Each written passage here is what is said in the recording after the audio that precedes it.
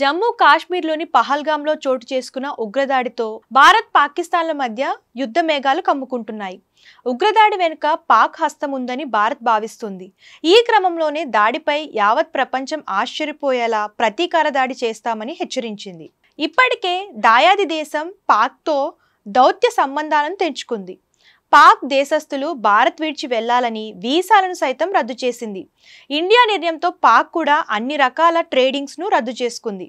ఇవన్నీ చూస్తుంటే భారత్ పాక్ మధ్య యుద్ధం తప్పదా అంటే అవుననే తెలుస్తుంది. పహల్గాం దాడి తర్వాత భారత్ తీసుకున్న నిర్ణయాలతో పాక్ కవ్వింపు చర్యలకు పాల్పడుతుంది. అరేబియా సముద్రంలో కాల్పుల విన్యాసాలు ప్రారంభించింది. దీనికి ప్రతిస్పందనగా భారత్ నావికా దళం విమాన నౌక ఐఎన్ఎస్ విక్రాంత్ను సముద్రంలోకి దింపింది.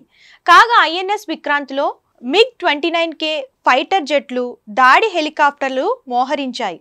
అలాగే Indian air force war game exercise నిర్వహించింది. పర్వతాలు, భూతల లక్ష్యాలను దాడి చేసే సామర్థ్యాలపై ప్రత్యేక దృష్టి సారించింది. ఈ ఎక్సర్సైజ్లో రాఫెల్ యుద్ధ విమానాలు పాల్గొన్నాయి. ఇక పశ్చిమ బెంగాల్ హషిమారాతో పాటు పంజాబ్లోని అంబాలాలలో వైమానిక దళం 2 రాఫెల్ స్క్వాడ్రన్లను మోహరించిందని తెలుస్తుంది. ఇందులో భాగంగా శత్రు స్థావరాలపై దాడులు, లాంగ్ రేంజ్ అటాక్ వంటి వాటిని నిర్వహించాయి. కాగా రాఫెల్ ఫైర్ జెట్లు సరిహద్దు ప్రాంతాలకు దగ్గరగా ప్రయాణించాయని తెలుస్తుంది. ఈ క్రమంలోనే వైమానిక హెచ్చరిక, నియంత్రణ వ్యవస్థ అమర్చిన విమానాల శత్రువుల కదలికపై నిఘా ఉంచాయి.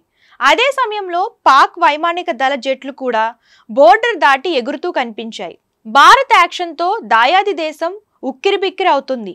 సింధు జలాలను ఆపుతూ ఇండియా తీసుకున్న నిర్ణయం నేపథ్యంలో ప్రతీకార చర్యలకు పూనుకుంటోంది. అలాగే సైనికులకు సెలవు రద్దు చేసిన పాక్ సరిహద్దుల్లో కవ్వింపు చర్యలకు పాల్పడుతుంది. భారత్, పాకిస్తాన్ దేశాలు సైనిక బలాలను ప్రదర్శిస్తున్న నేపథ్యంలో ఈ పరిస్థితులు చూస్తే యుద్ధం తప్పేలా లేదని అర్థమవుతుంది.